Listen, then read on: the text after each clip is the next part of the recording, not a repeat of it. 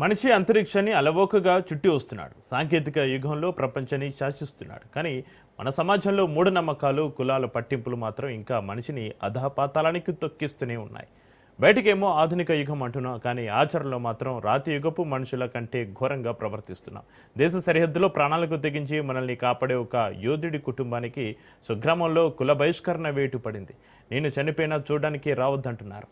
మమ్మల్ని మనుషుల్లా బతకనివ్వండి అంటూ ఆ సైనికుడు కన్నీరు పెట్టుకున్న హృదయ విదారక ఘటన విశాఖ జిల్లాలో వెలుగు చూస్తుంది. భీమిలి నియోజకవర్గం అనంతపురం ఎంపీటీఓ కార్యాలయంలో ఎమ్మెల్యే గంట శ్రీనివాసరావు ఆధ్వర్యంలో 1 month 1 village 4 visits కార్యక్రమం జరుగుతుండగా జమ్మూ కాశ్మీర్ విధుల్లో ఉన్న జవాన్ దుక్కు సూరిబాబు అధికారుల ముందుకు వచ్చి తన గోడు వెళ్లబోసుకున్నాడు. వేరే కులం అమ్మాయిని పెళ్లి చేసుకున్నాడనే నెపంతో గ్రామ పెద్దలు తన కుటుంబాన్ని ఎలా వెలివేశారో వివరిస్తుంటే అక్కడున్న అధికారులు సైతం దిగ్భ్రాంతికి గురయ్యారు.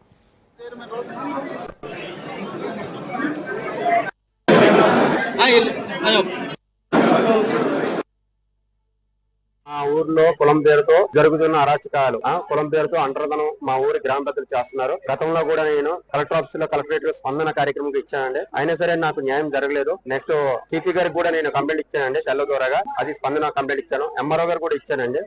జిఎం కమిషనర్ కూడా కమిషన్ ఇచ్చానండి. గత 30 సంవత్సరాల నుంచి మా ఊర్లో కొంతమందిని ఇంటర్కాస్ట్ మ్యారేజ్ చేసుకున్న వాళ్ళని ఊర్లో రానికుండా, చనిపోయిన వాళ్ళని సొంత తల్లిదండ్రులు చనిపోయిన చూడనీయకుండా, కనీసం చనిపోయిన శవాలను ఊర్లో శ్మశానంలో దహనం అంతిమ సంస్కారాలు చేయనీయకుండా మా ఊరి గ్రామ పెద్దలు చాలా ఇబ్బంది పెడుతున్నారండి.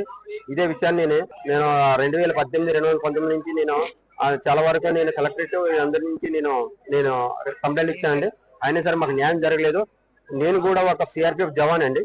గతంలో నేను 2019 టైంలో మా భార్యాభర్తలకు గొడవ, నా భార్యకు నాకు గొడవ రావడం వల్ల నన్ను జమ్మూ కాశ్మీర్ ఉన్న ఒక జవాన్ని వీధి పంచాయతీకి పిలిచారండి, రచ్చబండికి పిలిచారు. ఆ రచ్చబండికి రాలేని కారణంగా నన్ను, నా కుటుంబాన్ని వెలివేశారండి. ఊర్లో జరిగే శుభకార్యాలకు గాని, మా సొంత బంధువుల శుభకార్యాలకు గాని నన్ను హాజరు కానియకుండా, ఊర్లో ఏ గుడి పండుగలు గాని, అమ్మవారి పండుగలు గాని నన్ను రానియకుండా అడ్డుకున్నారండి. 5 సంవత్సరాలు నన్ను ఎంతో మనోవేదనకు గురి చేశారు. నా సొంత బంధువులు, నమ్మలు ఎవరైనా చనిపోయినా సరే వాళ్ళని కూడా చూడకుండా చాలా ఇబ్బంది పెట్టారండి మా ఊరి గ్రామ పెద్దలు. ఈ విషయం మీద నేను గతంలో ఎంతమంది ఆఫీసులకి నేను కంప్లైంట్ ఇచ్చినా నాకు న్యాయం జరగలేదండి. నేను తప్పని పరిస్థితుల్లో నేను డిప్రెషన్ కి చాలా ఒత్తిడికి లోనయ్యి నేను ఉద్యోగం కూడా రిజైన్ చేసి వచ్చానండి.